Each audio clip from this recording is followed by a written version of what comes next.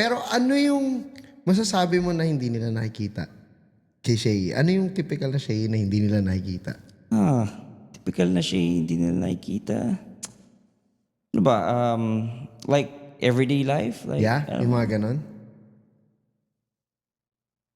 actually, yung ano lang, yung pagiging husband that, and now father,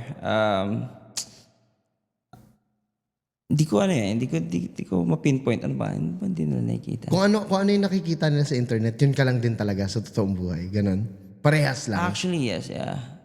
Like, wala naman akong ano like, switch na, oops, i-upload ko to sa internet, mag-live ako, mag-switch ako ng persona, babattle ako, papalit ako ng persona.